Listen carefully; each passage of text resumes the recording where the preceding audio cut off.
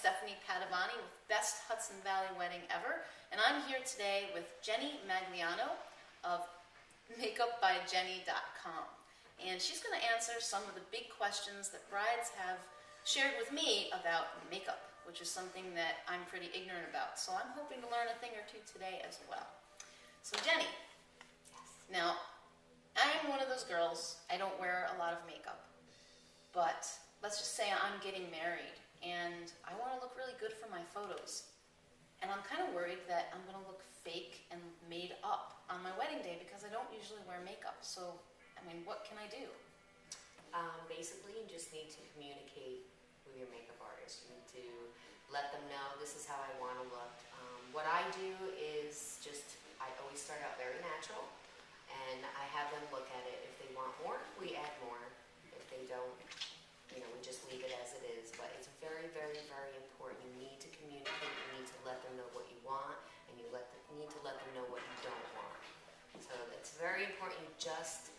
It's a big deal to talk to your makeup artist and tell them what you really need.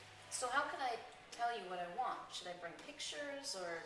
You can bring pictures. I mean, I basically can get the gist of what you want by our conversation, but pictures are fine.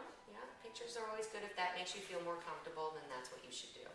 So it sounds like you're really good at drawing it out of me if Absolutely. I don't know what I want. I ask a million questions. That's perfect. Yes, it's my first question is what don't you want? Right.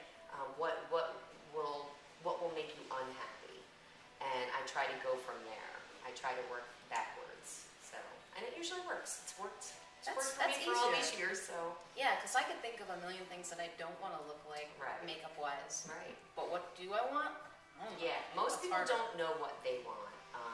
Most people come to me because they don't wear makeup, and that's why they hire me, because they want to look beautiful for their wedding day.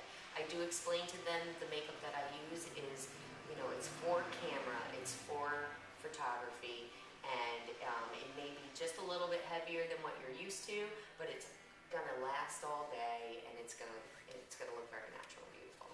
Excellent, that's what I would want to hear. So it makes me feel good that it's normal for people coming to you or a makeup artist to not know what you want and not probably be too experienced with makeup. Right, absolutely. Cool. So I wanted to ask you, one of my good friends had a horror experience with her hair and makeup. And what happened was she was getting ready with her bridal party, and she'd had a trial with the makeup artist and liked the work that she did. But then on the morning of her wedding, the makeup was thick, it was like a pancake on her face, and it was exactly what she didn't want. It was horrible. She actually ended up washing her entire face and doing her makeup herself. This, of course, I would be mortified to have that happen on my wedding day. It's like a nightmare. So what can a bride do to prevent that from happening? Okay, well, I've never had that happen.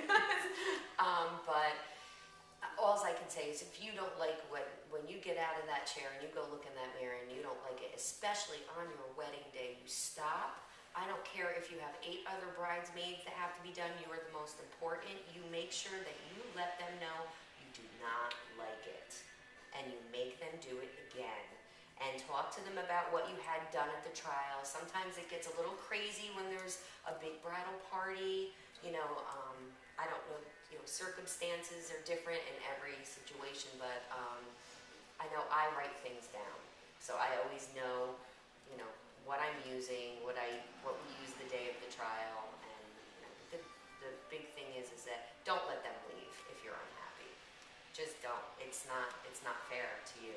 And at the trial, we should expect them to write something down, or you should see them taking notes at least. Absolutely. You should see them taking notes. You should ask questions, make sure, everything is finalized when you leave that day. And if you don't have a trial, if you decide not to, because a lot of people, for example, look at my website, I have a portfolio on there. So a lot of people will go by the pictures that they see, Just make sure you make your phone calls and you be in touch with each other and you communicate.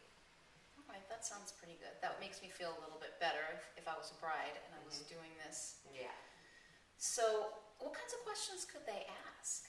you think, to find out how good this makeup artist really is? Ask them what kind of makeup they use. Ask them about lipsticks and how is it going to last all day, and how can I make it last all day. And you know, if you don't like a lot of makeup, you know, maybe you can tell them what you use, and they can get a little bit of an idea. You know, because sometimes if, you know, they tell you, I don't wear foundation at all, then you have to explain to them, if for pictures you need something. But if somebody were to say that to me, I would go with the lightest foundation that I have, like the tinted moisturizer, Right. for example. You know, that basically for the people that don't wear makeup, that still evens out their skin tone, and it works. Right, and it doesn't feel too uncomfortable for them, like it's too much. It makes them right, exactly. And then you just use a little bit of setting powder, and that should be good enough. All right, so it doesn't sound too intimidating. No, not it shouldn't. It shouldn't be. And there are a lot of people that don't want to hurt people's feelings.